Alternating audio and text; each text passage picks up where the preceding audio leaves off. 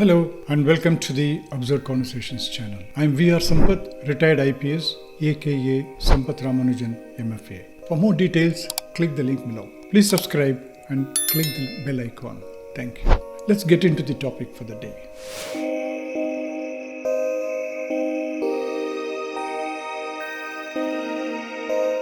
The Absurdities of Life Part 2. This is about an absurd actor. An actor who is a wrong example. We already saw in part 1 how absurd it is that a family which doesn't believe in hard work, discipline in public life, and which doesn't represent a corruptionless party has come to power for over 6 decades on and off. Here we are going to see how an individual became an actor, not with good looks or good acting. He becomes a force to reckon with. Over the last several decades, he has been acting. He is over 70 now, but continues to inspire awe among the bad, poor-tasted masses. A man can be said to have had a good life if he ages well. Our hero hasn't aged well. He is a thin-set man with puny hands and legs. He has become thinner and smaller over the years. His image and build-up was such that with those puny hands and legs, he will hit up 20 well-built men. He added some styles like rotating his hands, flipping a cigarette to his lips, and twisting and throwing his cooling shades which will land on his nose. He was loved by children for these antics. In fact, he was responsible for kids developing poor taste early in their lives. His fight scenes became a mockery outside the state but not in the state. The state is known for having admiration for the bizarre. Jokes with his style became common all over India, just like Sardarji jokes. Any unbelievable action scene in any other movie immediately reminded of his movies. He has had bad health mainly due to his bad habits. He treated his body so badly that it almost gave up. Rumors have it that he had to be donated a kidney to be saved from death. He has 2 other antics up his sleeve in addition to appearing in movies: politics and spirituality. Both require courage, which he doesn't have in plenty. He would finish a movie and disappear into Himalayan caves. He will deliberately leak a couple of photos in which he will appear to be meditating alone. No sadhus or sannyasi around. After some time, he will rush back home only to resume his base and core activities, whatever they may be. He even released a movie with a spiritual theme which badly bombed at the box office. Since his ego was so badly hurt, he re-released the same movie with fresh dubbing to see if it succeeded this time.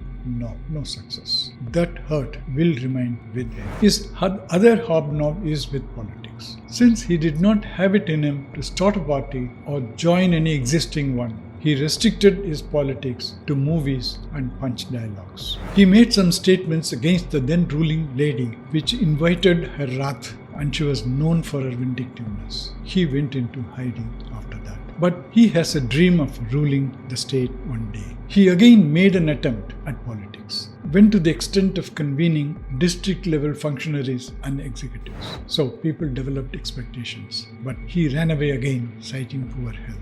One political activist nailed it when he said that he may be ready to become the chief minister if everything is arranged for him. And he is told he has to take over the next day, and the oath-taking will take place with him appearing in a chopper, just like his movie sets. So what makes him tick? Some kind of an animal magnetism? God's grace? Good past karma? I don't know. Because whatever absurdity we cannot explain, we attribute it to either karma or God. Or is it the same taste for the bizarre the state is known for? It could be. People also fear his huge following, or so they say. His fans border on fanatics. No one talks against him. No paper writes against him. So he's like an uncrowned king of his own imaginary realm, in a land where anyone can criticize or mock even gods, but not him. Otherwise, he has not done anything good or great.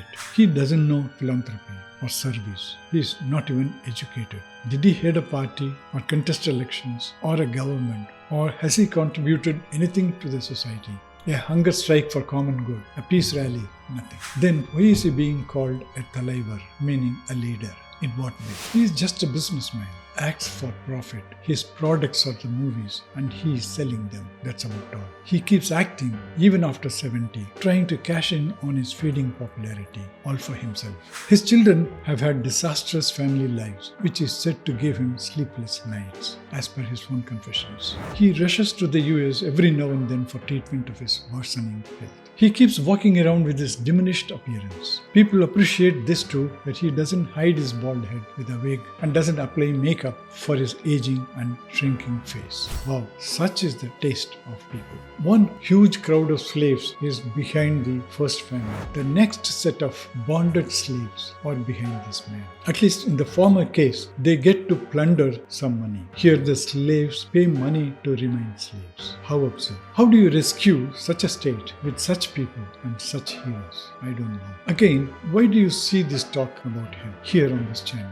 Because we discuss absurdities of life. His success and popularity are absurd to say the least. Secondly, we consider survival and body maintenance as cardinal principles for one's life. On that note, this man did not live an ideal life. He mismanaged his body, and his example for the masses is nothing short of a warning how not to take your body for granted. You may say it is his body and his will, agreed, but unfortunately, he is also an example for the young, a bad example at that. At the least, those who have some self-respect should stop discussing this man. Unfortunately, opposite is the case. Everyone is talking about his next movie, his next move, etc.